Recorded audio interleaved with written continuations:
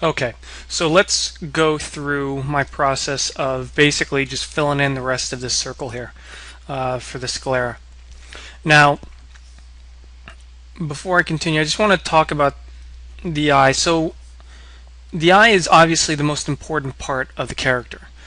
You'll see that in the CG community, a lot of people are posting lately renders they've done of photoreal, human faces and stuff, and a few of them post them with the eyes closed. And there's a reason for that, and it's because it's very difficult to get believable eyes. And if you don't have believable eyes, then the rest of it doesn't matter. You could have the best looking skin in the world, but if the eyes look fake or they look dead, then you've lost everything. So a lot of people just, in short, they just don't do the eyes because it's just very difficult to get something that looks real. So for our purposes, we want to. That's why I wanted to spend an entire week on eyes and show you guys the entire process in which I paint eyes and get realistic results. So this is the eye projected from the last video, and it's from this photograph here. I chose this photograph because this guy did a very good job of really opening up his eyelids and getting a lot of his sclera, which is going to work out favorably for me. When you guys open up that eyes zip folder, you'll notice that I've put in a collection of various people's eyes from a various number of photos for each eye. Now I recommend, for headache's sake, you guys, if you decide to choose one of those eyes in that folder, let me actually bring that folder up.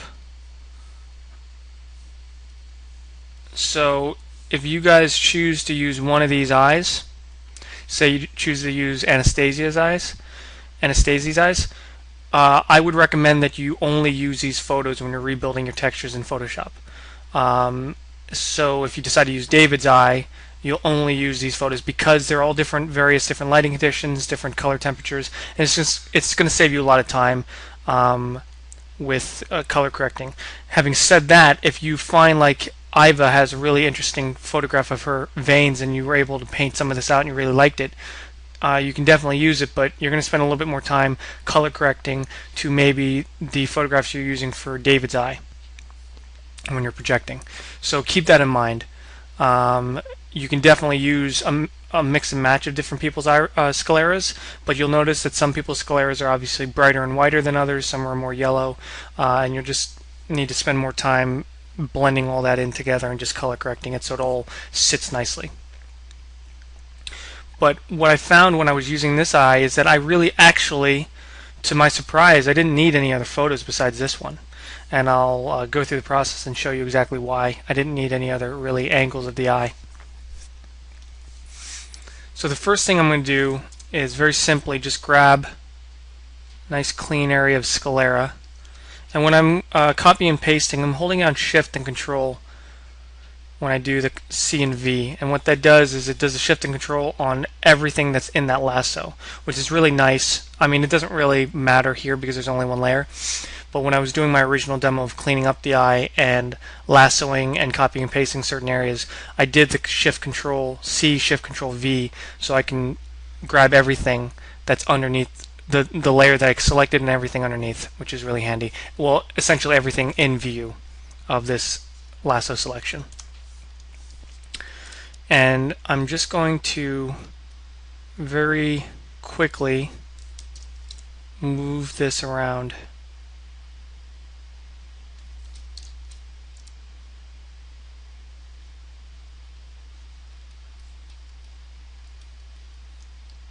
And get some more coverage. I'm not going to worry about this repeating pattern for now. I'm going to clean that up later.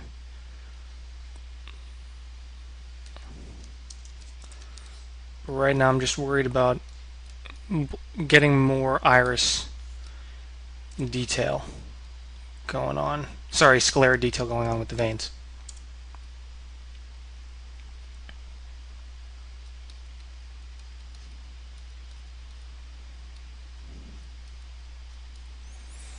You can see very quickly I'm getting some nice coverage in here.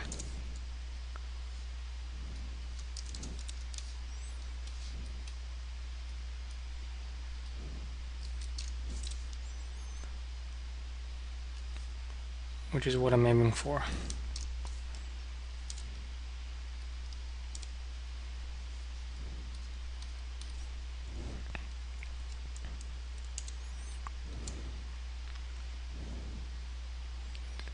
So clone stamp some of this area here. And there you have it. In 5 minutes I already have something really promising here. The usable sclera texture.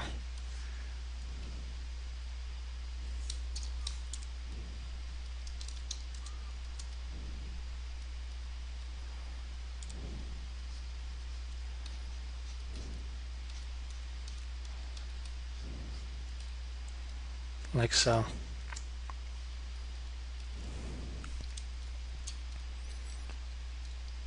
And I'm just going to merge all these. So very quickly, I'm getting some really great stuff going on. And for the time being, I'm going to leave this as is.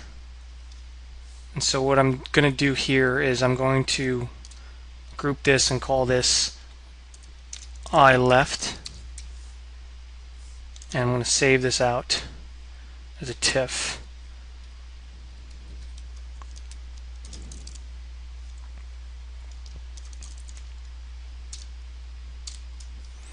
And I'm going to import it back into Mari to see how it's working. So I'm going to import into this layer stack. Go to my texture, go to my PSDs, and you'll notice it's not showing up in this this folder, and it's because I have this $UDIM. So if I just delete this entire thing, you'll see that I have it right there. And I'm going to import to selected patch.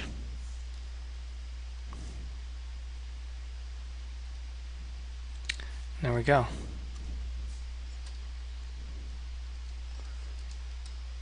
Really wonderful beginning to our eye texture.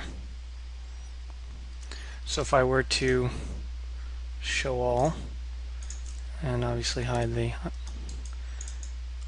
corneas, we're getting some awesome detail in here with all this veining. And as you can see, a lot of this stuff gets covered up. So a lot of this detail here. So again, it can be very forgiving that you have this repeating pattern here. For my purposes, I may paint one of them out, but some of this repeating pattern you're never ever going to see because the eye doesn't go that extreme.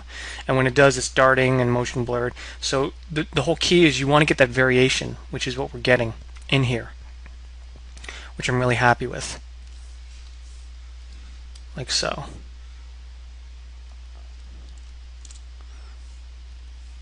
However, there's this layer here, and what I've seen it called, and I don't know if this is medically correct or you know, from a physiological anatomical standpoint, but there's a layer called the conjunctiva, and that layer basically is this membrane that sits on top of the sclera that contributes to that red kind of gradient that you see here.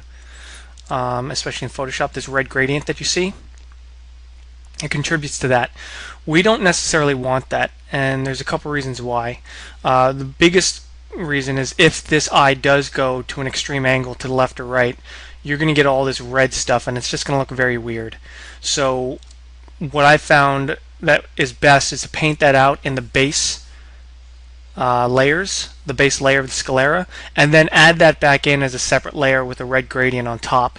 So that way it's controllable in case there are circumstances where the eye goes to extreme angles, you can paint that back. But for the most part, I don't even put it in there to start with because it's a very subtle effect, and unless you're going for the blood, and now if you're going for the bloodshot look, then obviously it's something you want to put in. But for the Joe that I painted, I didn't want his eyes to look overly tired or bloodshot or old. I wanted him to be vigilant and almost young in his eyes.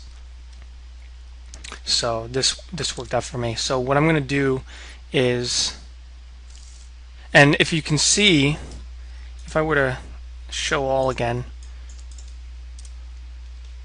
we're not seeing a lot of this iris, sorry, the sclera.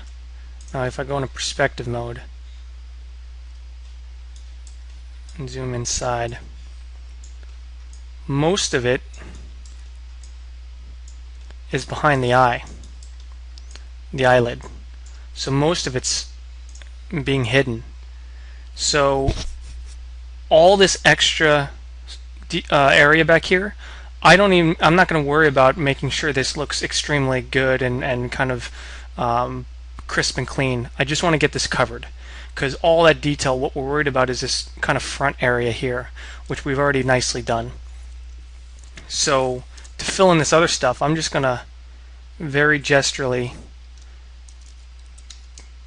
grab more sclera, scale it up like so.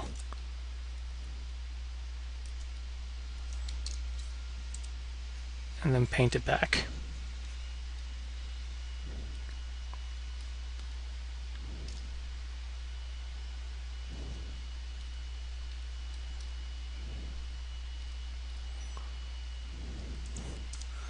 Again, not overly worried about the back of this eye.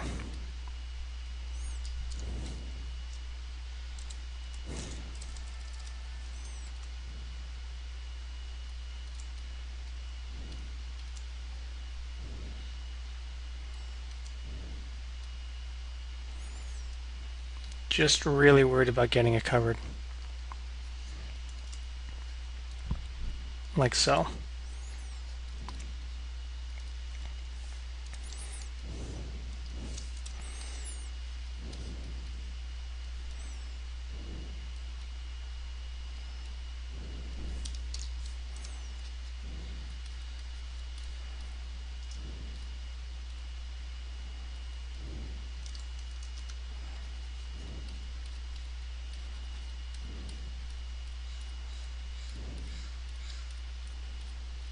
There we go. So I'm going to save this again. Just overwrite that one. And actually, forgot to do something. So this border here, I want to actually bleed the border by 10 pixels.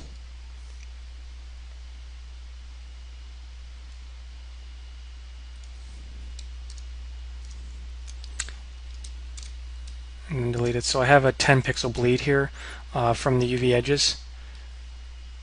It gives a little leeway. You can run into problems at render time if the pixel border is right up against the wireframe. So I want to make sure I have a gap here, because if you can see, we're already seeing that bleed into here on the UVs, which we don't want. So I'm going to go to import into layer stack and grab this image again, import selected patch.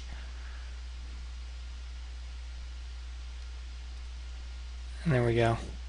So again, not worried about the back of the eye here, because as you can see, go back to ortho view, we're never going to see it.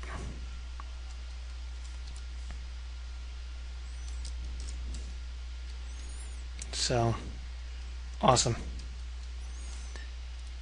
Obviously it's very bright and it's not exactly the color I want, but right now I'm just worried about placing it in there.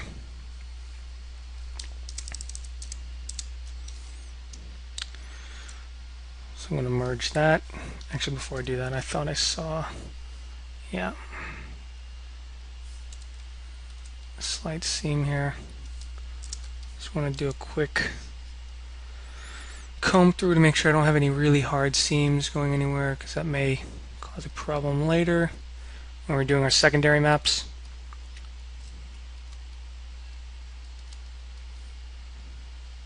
Cool. And then I'm going to, oops, I'm just going here and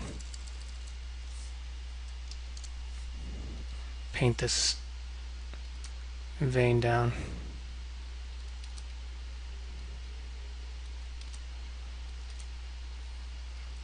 Not necessarily get rid of it completely, but just tone it back, because then you won't really see it, and then you don't get that repeating pattern. Awesome. Happy with this. So I'm going to just merge those, and this is going to be my base sclera. It has my iris and pupil, but I'm going to decide later if I want to completely replace those. And then I'm going to just copy this. I'm going to call this base sclera. And then I'm going to drag this out, do a new folder for this, and call this iWrite.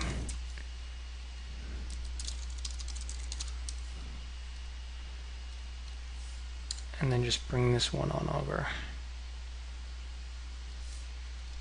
And make sure it's lined up.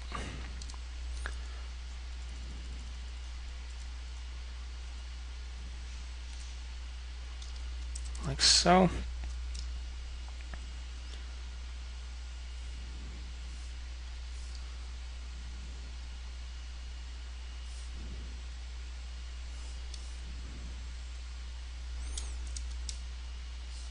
And I'm going to,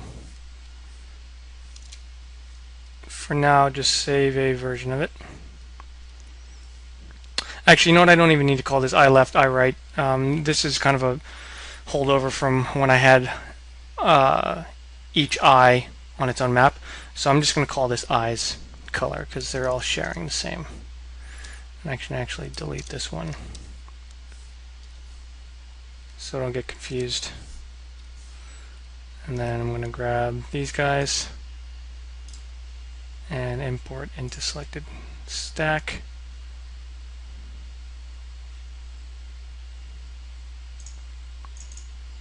And grab the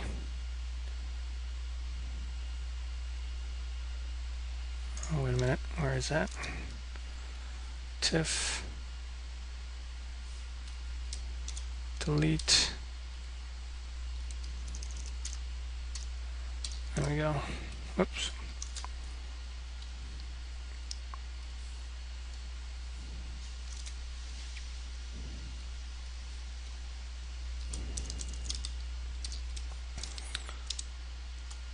Okay. Import into layer stack. Eyes color, there we go.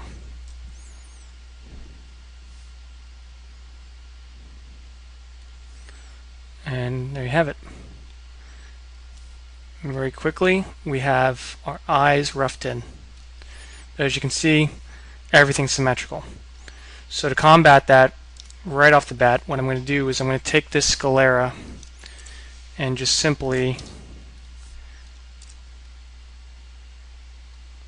rotate it.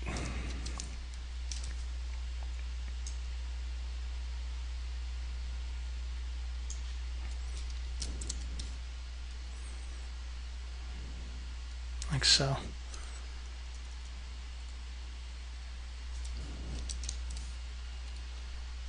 And then quickly paint some of this in.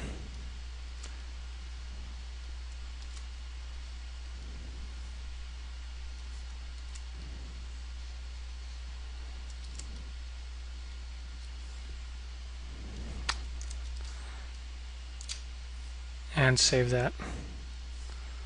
So very quickly we can, without having to repaint anything, we can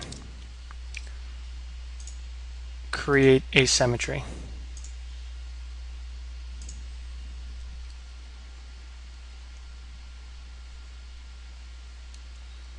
There we go. So now we have asymmetry in the irises, have asymmetry in the sclera.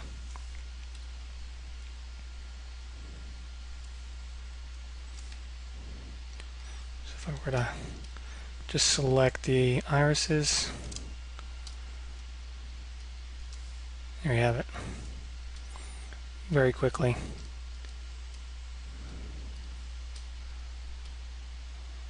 We get some cool stuff going on. And then the back of the eye, what I just end up doing is, again, very quickly, just roughing it in. Because again, we don't see the back of this eye.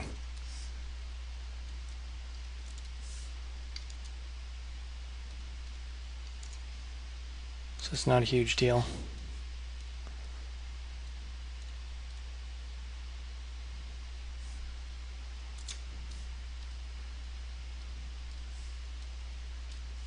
So this Photoshop workshop workflow that I'm doing, you'll notice that it is kind of a lot of back and forth, but it provides me the opportunity to do a lot of things much faster in Photoshop than it would be in Mari. Especially the lasso tool, the cutting and pasting, and just kind of getting stuff in place. It's just much faster. And there we go, we got the back of the eye. We can spend time to clean this up, but again, it's very rare that we see this far back into the eye. So I don't worry about it unless I have to. But if you have the time, then yeah, just do a quick clone stamp, clean that edge up. But sometimes you kind of just gotta rifle through some of the stuff, and it'll take some time to do, and you don't really have a lot of time to do it. But it is a quick fix in Mari. But for our purposes, we're just worrying about the front half of the eye. Now, obviously, you have a character like Two-Face from The Dark Knight. Obviously, you want to go and spend a lot more time getting the veins that go all the way back and all that jazz. But for our purposes, it's going to work fine. So I'm going to end the demo here, and I'm going to pick up in the next section and talk more about swapping out irises, and then getting things into place, and then when eventually I will transition into fixing and finishing the maps in Mari. But for now, we're just doing everything in Photoshop. So let's end this and go into the next section.